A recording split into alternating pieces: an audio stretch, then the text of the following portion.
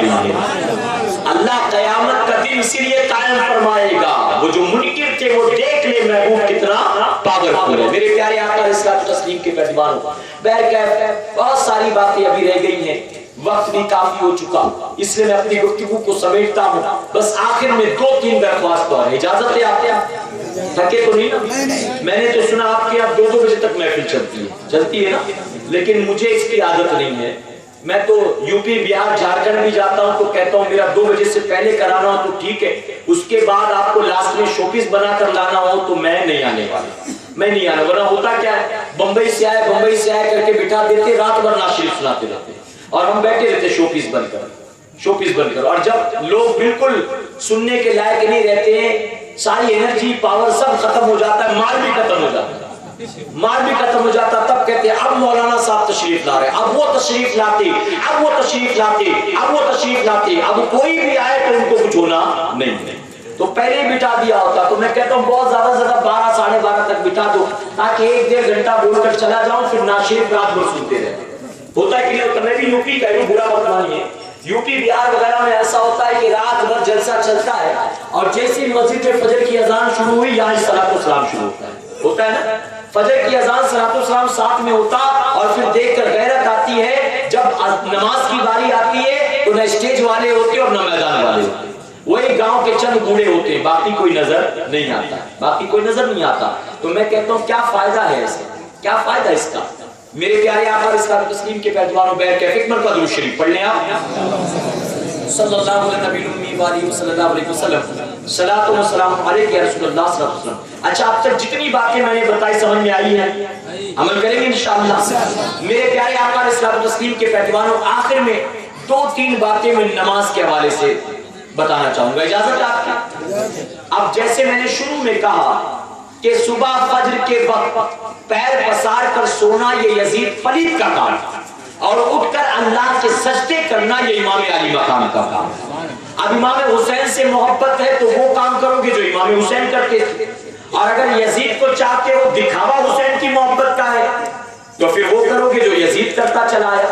ارے یزید اور حسین کی محبت کی بات نہیں کرتا، حضور اکرم صلی اللہ علیہ وسلم نے تو یہاں تک ارشاد فرمایا کہ جو نماز فجر کے بعد بازار کی طرف چلتا ہے وہ ایسا ہے جیسے اپنے ہاتھوں میں رحمان کا جھنڈا لے کر نکلتا ہے، اور فرماتے جو بنا فجر پڑے بازار کی طرف نکلتا ہے وہ ایسا ہے جیسے ہاتھوں میں شیطان کا جھنڈا لے کر نکلتا ہے۔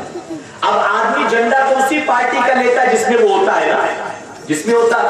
اب دعویٰ تو ہے اللہ والے اللہ والے اللہ والے، اور جھنڈا روزانہ شیطان کی پارٹی کا لے کر نکل رہے، بتائیے اللہ خوش ہوگا، اللہ راضی ہوگا؟ تو اب بچو گے نا انشاءاللہ، اس سے بچو گے؟ تو 3 آدمی کہہ رہے ہیں، باقی نہیں کہہ رہے۔ فجر پڑھو گے؟ حضور اکرم صلی اللہ علیہ وسلم نے ارشاد فرمایا کہ جو رات کے اندھیرے میں اپنے گھر سے نکل کر اللہ کے گھر کی طرف چلتا ہے، اللہ اس کی قبر کے اندر روشنی پیدا فرمائے۔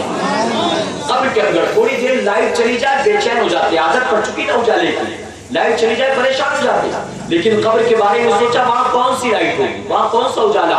ارے وہاں تو ٹاٹا اور امبانی کے یہاں بھی اندھیرا ہوگا۔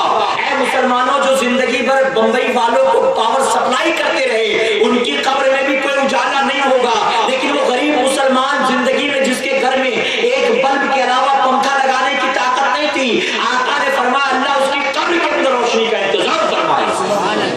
جب وہ فجر کی نماز کا پابند بن جائے گا، بنو گے انشاءاللہ۔ فرمایا گیا صبح فجر کے وقت اللہ کے فرشتے مومن کی روزی لے کر آیا کرتے ہیں، مومن کی روزی۔ اور میں ہمیشہ کہتا ہوں یہ آسمان سے فجر کے وقت جو فرشتے اترتے ہیں، ایک فرشتہ بھی امبانی کے لیے نہیں آتا، گودریج کے لیے نہیں آتا، اڈوانی کے لیے نہیں آتا، بلکہ جتنے فرشتے آتے ہیں وہ سب ایمان والوں کے لیے آیا کرتے ہیں۔ ان کے لیے کوئی آتا بتاؤ؟ ان کے لیے کوئی نہیں آتا، ہمارے لیے آتے ہیں۔ ان کے لیے آئیں گے تو عذاب والے آئیں گے۔ یہ فجر کے وقت روزی والے فرشتے ہمارے لیے آتے ہیں، لیکن جب فرشتے آتے تو ہم کہاں ہوتے ہیں؟ ہم اپنے بستر پر پیر پسارے سوئے ہوتے ہیں۔ غلط تو نہیں کہہ رہا؟ اللہ ماشاءاللہ۔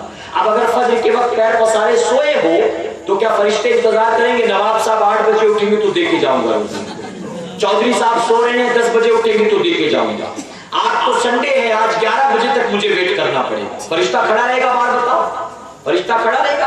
अरे पोस्टमैन आपका डॉक्यूमेंट लेकर आता है, पासपोर्ट लेकर आया, आधार कार्ड लेकर आया, पैन कार्ड लेकर आया, ड्राइविंग लाइसेंस लेकर आया, तो पूछता है जिसका पासपोर्ट है वो है क्या घर पर? बीवी ने कहा नहीं वो तो काम पे चले गए, तो देता है? बताओ, नहीं देता। नहीं, उसी को भेजना कल पोस्ट ऑफिस, उसी को भेजना। चला गया। अब सुबह नाश्ता वाश्ता करके 11 बजे आप पहुंचे, तो पता चला 11 बजे आप आ रहे, वो तो 9 बजे निकल जा रहा है। अब कल आना। तीसरे दिन पहुंचे तो पता चला कि गांव से अर्जेंट फोन आया था, उसकी माँ की तबीयत खराब है, तो पंढरपुर चला गया। अब 1 हफ्ते के बाद आएगा। चीज अपनी थी, घर में मौजूद नहीं थे। अब 10 दिन धक्का खाओगे अपनी चीज को लेने के लिए। अरे दुनिया का पोस्टमैन आपका डॉक्यूमेंट लेकर आए, आप घर में नहीं हो तो दे के नहीं जाता, इंतजार नहीं करता, चलो बैठता हूँ 6 बजे आएगा तो दे के जाऊंगा, पासपोर्ट है अर्जेंट होगा उसका, नहीं, बल्कि वो चला जाता है। जब दुनिया का एक आदमी इंतजार नहीं करता, अल्लाह का फरिश्ता रोज आता है। क्या बताओ वो हमारा इंतजार करेगा क्या? तो छुट्टी का दिन है, 11-12 बजे उठेंगे तो देके जाऊंगा, वेट करेगा? नहीं। तो क्या करना है हमें?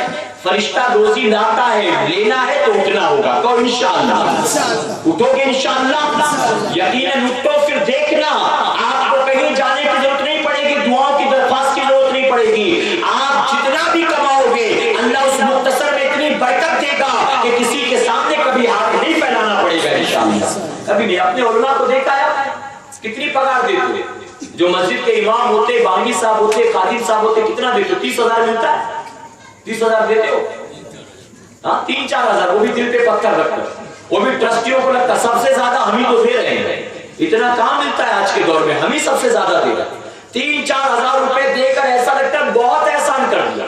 खुद 25,000 महीने का कमाता है, end of the month account 0। 25,000 कमाता है फिर भी परेशान, महीना खत्म होते होते कहता यार आखिरी महीना एक पैसा नहीं है जेब में। 25-30 कमा कर भी रोता है, और मस्जिद के इमाम को 3-4 हजार 2,500 रुपए देता। लेकिन हमारा इमाम जो होता है इसके बावजूद भी किसी के सामने हाथ नहीं फैलाता, बल्कि उतनी पगार में वो इस्त्री करके कपड़े भी पहनता है और पान खा के घूमता भी नजर आता है। होता कि नहीं होता? और इस पर भी तकलीफ होती है, यार हमको तो इतने में भी नहीं बचता, इनको पान के बिना चलता ही नहीं। इमाम साहब तो बिना इस्त्री के कपड़ा ही नहीं पहनते। अरे तुझसे एक्स्ट्रा मांगा के प्रेस का पैसा?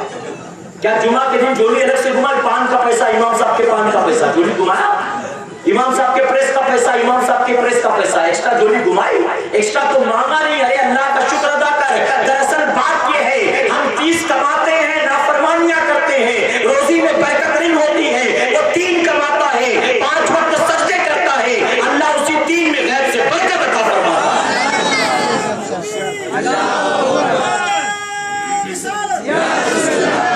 तुम भी अमल करो, देखोगे मुख्तसर भी होगा, अल्लाह बरकत अता फरमाएगा। अरे रब ने वादा किया तू दिन और रात में 5 बार मेरी नमाज पढ़ ले, 5 बार मेरा सजदा कर ले। जब पढ़ेगा 5 में सवाब 50 का दूंगा, कमाएगा 5, अल्लाह 50,000 के बराबर बरकत अता फरमाएगा। जब 5 नमाज के बदले 50 का सवाब वो मेरा मौला दे सकता है, तो 5,000 कमाने को 50,000 कमाने वाले को क्या 50 वाले के बार बार वो परवरदिगार बरकत नहीं दे सकता? जरा पढ़ने की कोशिश करो, अल्लाह की सजदे करो, बताओ करोगे इंशाअल्लाह। आज के बाद नमाज़े कज़ा मत करना, मस्जिदों में आओ। अगर कोई मजाक उड़ाना शुरू कर दे, कोई दोस्त कल बेनमाजी का, हम भी बेनमाजी थे, आज पढ़ना शुरू कर दिया। खासकर औरतों का प्रॉब्लम होता है, औरतें कोई बेनमाजी थी, अब इज्तिमा से जाने के बाद तय किया नमाज पढ़ूंगी, तो कभी देवरानी मजाक उड़ाती है, कभी ननद मजाक उड़ाती है, कभी सहेलियां मजाक उड़ाती हैं, और बाज लोग तो मजाक उड़ाते उड़ाते इतना ओवर कर देते, कहते जरा देखो इसको 900 चूहे खा के बिल्ली अज को चली है।